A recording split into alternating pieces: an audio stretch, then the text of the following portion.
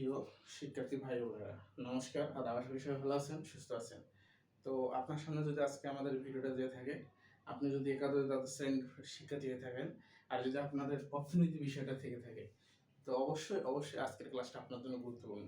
তো ভিডিওটা স্ক্রল না করে এবং ভিডিওটা স্কিপ না করে শেষ অবধি দেখুন, তাহলে আজকের যে টপিকটা এটা আপনার পানি পানি হয়ে যাবে, একদম পানি পানি হয়ে যাবে।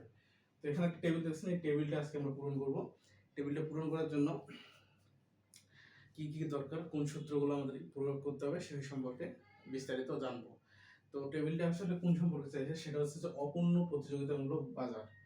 অপূর্ণ প্রতিযোগিতামূলক বাজারের দাম, গড়, গড় আয়, মোট আয় এবং প্রান্তিক আয় নির্ণয়। গড় আয়, মোট আয় এবং প্রান্তিক আয় নির্ণয়। অপূর্ণ প্রতিযোগিতামূলক বাজারের গড় আয়, প্রান্তিক আয় এবং মোট আয় এটা আমরা নির্ণয় করব। তো যারা পেজটির নতুন, অবশ্যই পেজটি একটা শেয়ার ফলো দিয়ে রাখবেন আমাদের ক্লাসের ভিডিওগুলো পেতে, এবং আমাদের ক্লাসটা সম্পূর্ণ দেখার পর যদি ভালো লাগে থাকে অবশ্যই একটা লাইক, কমেন্ট, শেয়ার করে দেবেন। তো প্রিয় শিক্ষার্থী ভাই বোনেরা, যারা গত ক্লাসটা মিস করেছেন, যে পূর্ণ প্রতিযোগিতামূলক বাজারে, যদি আপনি এই ক্লাসটা করে না থাকেন, তাহলে আপনি আমাদের পেজের নিচে স্ক্রল করে একটু নিচের দিকে গেলেই আমাদের ক্লাসগুলো পেয়ে যাবেন। তো প্রিয় শিক্ষার্থী ভাই বোনেরা, আজকে দেখেন এখানে আছে কি, অপূর্ণ প্রতিযোগিতামূলক বাজার, দাম, গড় আয়, মোট আয় এবং প্রান্তিক আয় নির্ণয়। তো আমাদের এখানে দেখেন বিক্রয়ের পরিমাণ, দাম এবং দাম দেওয়া আছে, মানে এই দুইটা দেওয়া আছে। আমাদের বাইর করতে হবে কি, মোট আয়, গড় আয় এবং প্রান্তিক আয়। তো আমাদের দেওয়া আছে কি, বিক্রয়ের পরিমাণ, দাম, বিক্রয়ের পরিমাণ এবং দাম দেওয়া আছে, এবং আমাদের মোট আয় এবং গড় আয় বা প্রান্তিক আয় আমাদের নির্ণয় করতে হবে। তো আমাদের মোট আয়ের সূত্রটা কি, গত ক্লাসে যারা ক্লাসটি মিস করেননি তারা বলতে পারবেন। মোট আয়ের সূত্রটা হচ্ছে কি, আমাদের টি আর সমান কি, টি আর সমান হচ্ছে কি, দাম গুণন হচ্ছে পণ্যের পরিমাণ বা বিক্রয়ের পরিমাণ। টি আর সমান হচ্ছে বিক্রয়ের পরিমাণ বা হচ্ছে কি, পি ইনটু কিউ। এই পি ইনটু কিউ দিয়ে আমরা হচ্ছে কি, মোট আয়ের যে পরিমাণটা সেটা আমরা বের করতে পারবো। তো আমাদের সূত্রটা কি, মোট আয় বের করার সূত্রটা কি, টি আর সমান P into Q, P into Q. তো আমাদের মোট আয়ের সূত্রটা আছে কি, পি ইনটু হচ্ছে কি কিউ, পি আর সমান পি ইনটু কিউ। এখন পি দিয়া কিউ রে গুণ করেন, দেখেন 10 এর কি হয় 10, তো মোট আয় আছে কি 10 টাকা। তারপর 9 দুগুণে কত, 18, তাহলে 18 টাকা। এটা গুণ করতেছি কি আমরা এই যে সূত্রটা দিয়ে, এই সূত্রটা দিয়ে কিন্তু গুণ করতেছি। আমি কি বলছি, পি গুণন কি, তাহলে এটা পি দাম এবার পি এবং বিক্রয়ের মূল্য পরিমাণ হচ্ছে কি কিউ, তাহলে এটা দিয়ে আমরা গুণ করতেছি। দেখেন 3 আসতে কত হয় 24, 4 সাথে কত 28, তারপর দেখেন 5 সাথে কত 30, তারপরে কি 5 6 30। তো আমাদের দেখেন মোট আয়টা আমাদের কিন্তু বের হয়ে আসলো, মোট আয়টা আমাদের বের হয়ে আসছে। এখন আশা করি মোট আয়টা বুঝে গেছেন। মোট আয়ের কি বললাম, মোট আয়ের সূত্রটা হচ্ছে টি আর ইকুয়াল পি ইনটু কিউ। মোট আয়ের যে সূত্র সেটা হচ্ছে কি, টি আর ইকুয়াল পি ইনটু কিউ। তো আশা করি এ পর্যন্ত এতটুকু সবাই বুঝতে পারছে। এখন আমাদের বলছে কি, গড় আয় নির্ণয় করতে হবে, গড় আয় বের করতে হবে বা গড় আয় নির্ণয় করতে হবে। তো গড় আয় নির্ণয় করার সূত্রটা কি, গত ক্লাসে বলছি, আজকে বলছি। গড় আয়ের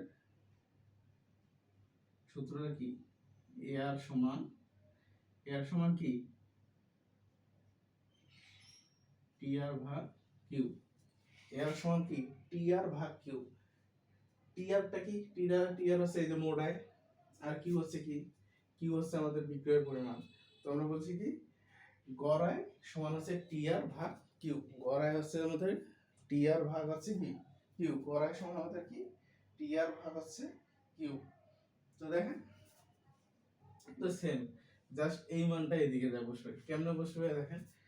এটা এখন ভাগ করেন, হ্যাঁ কিউ দিয়ে এটা যদি ভাগ করেন তাহলে দেখেন যে সেম জিনিসটা আসবে। দেখেন 1 দিয়ে যদি 10 কে ভাগ করি তাহলে 10ই আসে, আবার 2 দিয়ে যদি 18 তে ভাগ দিই তাহলে আসে 9, আবার 3 দিয়ে যদি 24 এ ভাগ করি তাহলে আসে 8, 4 দিয়ে 28 ভাগ করলে 7, 5 দিয়ে যদি 30 ভাগ করি 6, 6 দিয়ে 30 ভাগ করতে হবে 5।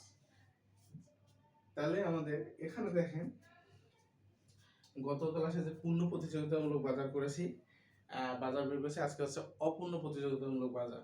এই অপূর্ণ প্রতিযোগিতামূলক বাজারে একটা কমন জিনিস দেখেন, কমন জিনিস যেটা আছে খুবই, টেকনিকটা খুবই সহজ, ইজি। সেটা হচ্ছে কি দেখেন, মোট আয়, গড় আয় আর হচ্ছে দাম সেম। গড় আয় আর দাম কিন্তু প্রায় সেম, গড় আয় আর দাম হচ্ছে কি প্রায় সেম। দেখেন আপনাদের দেখেন দাম যা দিছে ওটাই কিন্তু আমাদের গড়ায় গড়ায় বের হয়ে গেছে, সূত্র অনুযায়ী কি আমাদের ওটাই এসে কি গড়ায় বের হয়ে গেছে। তো আপনাদের এই টেকনিকটা যদি আপনারা মাথায় রাখতে পারেন তাহলে ইজি হয়ে যাবে। মনে করেন যে আপনার কোনো ক্যালকুলেটর করা লাগবে না, ডাইরেক্ট বলছে কি গড়ায় বের করো, তাহলে আপনি দেখেন যে আপনার দাম কত দেওয়া আছে পি, যদি দাম আপনার দেওয়া থাকে এটাই, জাস্ট ওটা খালি এখানে কপি করবো, সেটাই শেষ। তাহলে এটা খুব ইজি না, মানে কোনো সূত্র দিয়ে কোনো রাখতেছে না। সূত্র মনে রাখলে তো ভালো, আর সূত্র মনে না থাকলে যারা মানে এটা হচ্ছে তাদের জন্য, যারা একেবারেই দুর্বল, সূত্র মনে থাকে না, তাদের জন্য এই টেকনিকটা, শর্টকাট টেকনিকটা। সেটা কি যে অপূর্ণ প্রতিযোগিতামূলক বাজারের দাম যা হবে গড়ায়, গড়ায়ও তাই হবে, দাম যা হবে গড়ায় তা হবে। তাহলে কি বলবো, পূর্ণ প্রতিযোগিতামূলক এবং অপূর্ণ প্রতিযোগিতামূলক বাজারের গড়ায় যা দামও তা, বা দাম যা গড়ায় তা। যাদের সূত্র মনে থাকবে না তাদের জন্য, সূত্র মনে থাকলে তো থ্যাংক ইউ, যে সূত্র মনে থাকবে, তাহলে আর সমস্যা তো হওয়ারই কথা না। প্রান্তিক আয়, এইটারও একটা টেকনিক আছে, এটাও বলতেছি, আগে আমরা সূত্রটা লিখে দিই। প্রান্তিক আয়, প্রান্তিক আয়ের সূত্র আছে এম আর সমান ডেল্টা টি আর বাই ডেল্টা কিউ। এটা আরো ইজি, টি আর সমান কিউ। এখানে দেখেন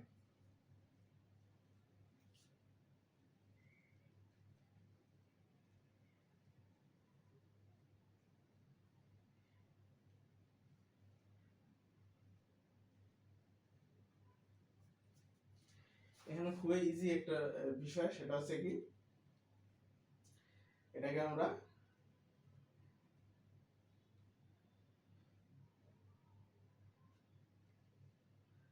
ভাগ করে যদি নেই তাহলে আমাদের ভাগ দাঁড়াবে কি দেখেন, যে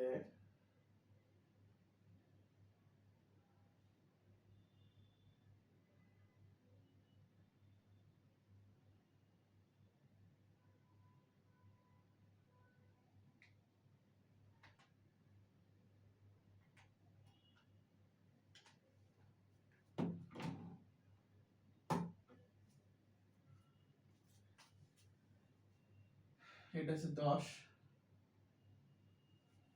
জাস্ট ভাগ করে নেন, জাস্ট এটাকে ভাগ করে নিলেই আপনাদের ভাগফলটা বের হয়ে যাবে।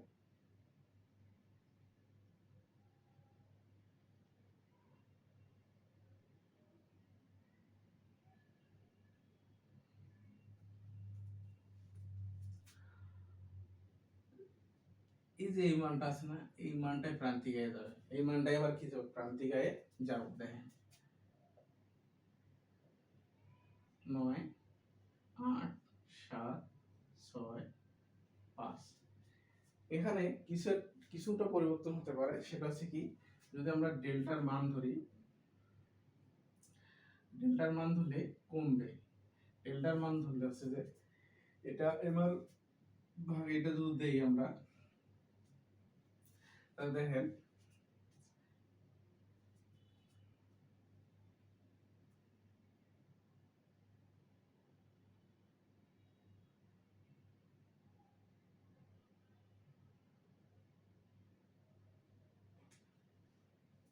এই মানটা কমবে কি দেখেন, যখন এখানে আছে, এখানে 9 আছে না, তখন 1 মাইনাস করে দিবেন, তাহলে হবে কি 8। এখানে 8 আছে 2 মাইনাস করে দেন, তাহলে হবে 6। এখানে আছে কি, এখানে 7 আছে 3 মাইনাস করে দেন, তাহলে হচ্ছে 4। এখানে যদি আমি, মানে 6 আছে, এখানে যদি 4 মাইনাস করে দেই এটা হচ্ছে 2, আর এখানে 5 আছে, যদি 5 মাইনাস করে দেই তাহলে 0। দেখছেন? এখন বলতে পারেন এটা কেমনে হইল। এই যে এমআর সমান ডেল্টা কিউ, এই মানটা বাইর করার ক্ষেত্রে অপূর্ণ, এটা হচ্ছে শুধু অপূর্ণ প্রতিযোগিতামূলক বাজারের যে প্রান্তিকায় সেটা করার নিয়ম হচ্ছে, যেটা হচ্ছে কি, এখানে যে মানটা থাকবে সেটা প্রথমটা ঠিক থাকবে, দ্বিতীয় মান যখন আসবে দ্বিতীয় মানটার সাথে বিক্রয় পরিমাণের প্রথম মানটা বিয়োগ করে দিতে হবে। আবার যখন তৃতীয়টাতে আসবে, যখন দ্বিতীয়টা গেল, যখন তৃতীয়টাতে আসবে তৃতীয়টাতে তখন দ্বিতীয়টার মানের সাথে বিয়োগ করে দিতে হবে। তো এই যে এই মানটাই কিন্তু এইদিকে বসে প্রান্তিকায়, যে দেখেন 10 9 8, তাহলে 1 মাইনাস করে দিচ্ছি তাহলে কত আসে 8, আবার 8 থেকে যদি 2 মাইনাস করে দেই তাহলে কত 6 দিয়েছি, তারপর 4 দিয়েছি কি, 7 থেকে যদি 3 বিয়োগ করি তাহলে হচ্ছে 4, আবার 6 থেকে যদি 4 বিয়োগ করি তাহলে 2, এবং 5 থেকে 5 বিয়োগ করলে কত হয় 0। জাস্ট এখানকার যদি হয় 4 নাম্বার, এখানকার হবে 3 নাম্বার, এখানকার 5 নাম্বার হলে এখানকার হবে 4 নাম্বার। তো আশা করি ক্লিয়ার। এখানে খুবই ইজি, সহজ, মানে খুবই ইজি। মানে আমরা গত ক্লাসে যে করছি পূর্ণ প্রতিযোগিতামূলক বাজার, সেটা হচ্ছে কি গড়ায় প্রান্তিকের সমান, এখানেও সেম গড়ায় এবং প্রান্তিকের সমান, জাস্ট কি মাইনাস করে দিতে হবে। আমাদের প্রথম যে মোট যে বিক্রয়ের পরিমাণ সেখান থেকে ধাপে ধাপে মাইনাস করে দেওয়া যায়, শেষ। মানে মনে করেন যে 10, এটা আরেকটা করতে পারেন কি, এমআর বিয়োগ কিউ, এমআর বিয়োগ কিউ। তাহলে এমআর যদি হয় মনে করেন 8, 9, তাহলে কিউ এখানে যদি করছি কি প্রথম ঘর, তাহলে 1 মাইনাস, তাহলে 8। মানে এই সূত্রটা আপনাদের ফলো করতে হবে। তো প্রিয় শিক্ষার্থী ভাই বোনেরা, আশা করি পূর্ণ প্রতিযোগিতামূলক বাজারে অপূর্ণ প্রতিযোগিতামূলক বাজারে সবটা বুঝতে পারছেন কি, যে এটার মান যা হবে, মানে এটা প্রথম মানটা ঠিক আছে, দ্বিতীয় মানটা ওই বিক্রয়ের পরিমাণ থেকে প্রথম থেকে যতদূর পর্যন্ত শেষ হয় তত পর্যন্ত মাইনাস করে দিতে হবে। যদি এখানে আমাদের আরো থাকতো, যে মনে করেন যে দেখাই দেই, এখানে একটু বুঝাই দেই তাহলে ক্লিয়ার হবে আশা করি। আমাদের এখানে আরো 7 আছে, 7, কিন্তু 6 থেকে যদি 6 মাইনাস করে দিই তাহলে হয়ে যায় 1, এখানে হয়তো 1। ক্লিয়ার? জাস্ট এতটুকু, আর কিছু না, এটুকু শুধু একটু মাথায় ঢুকিয়ে রাখেন তাহলে হবে। এবং এটা তো আশা করি প্রিয় শিক্ষার্থী ভাই বোনেরা, অপূর্ণ প্রতিযোগিতামূলক বাজারে যে গড়ায়, প্রান্তিকায়, মোটায়, এই তিনটা আপনারা বুঝতে পারছেন, গড়ায়, মোড়ায়, গড়ায় এবং প্রান্তিকায়। আপনারা যদি সবটা বুঝতে পারেন তাহলে আশা করি পরবর্তীতে আমরা যে চিত্রতে যাব, আরো কিছু আছে, প্রান্তিক আয়ের যে প্রারম্ভিক আয়, তারপর প্রান্তিক আয়ের যে চিত্র, এর বিস্তারিত বর্ণনা সব নিয়ে আলোচনা করব। তো প্রিয় শিক্ষার্থী ভাইরা, আমি এই বেসিক ক্লাসগুলো দিতেছি, আমাদের এই বেসিক ক্লাস মানে দেওয়ার কারণ হচ্ছে একটাই, আপনি যদি আমাদের ফ্রি বেসিক ক্লাসটাও করেন তাহলে আপনি সম্পূর্ণটা সুন্দরভাবে লিখতে পারবেন। আর আমাদের একটা পেড ব্যাচ চালু আছে, তো পেড ব্যাচে যদি ভর্তি হতে চান এখনো, যারা 2027-এর পরীক্ষার্থী, আবার যারা নতুন 2028-এর পরীক্ষার্থী, তারাও ভর্তি হতে পারবেন। আমাদের যে হোয়াটসঅ্যাপ নাম্বার আছে, হোয়াটসঅ্যাপে যোগাযোগ করলে ভর্তি হতে পারবে। তো প্রিয় শিক্ষার্থী ভাই বোনেরা, আমাদের অনলাইন পেড ব্যাচ যেটা আছে সেখানে আমাদের বেসিক টু অ্যাডভান্স, মানে বেসিকও থাকে এবং বিস্তারিত আলোচনা করা হয়। আর আমাদের ফ্রি ক্লাসগুলো জাস্ট বেসিক আলোচনাগুলো করা হয়। তো প্রিয় শিক্ষার্থী ভাই বোনেরা, সবাই ভালো থাকবেন, সুস্থ থাকবেন। আজকে পর্যন্তই, ধন্যবাদ।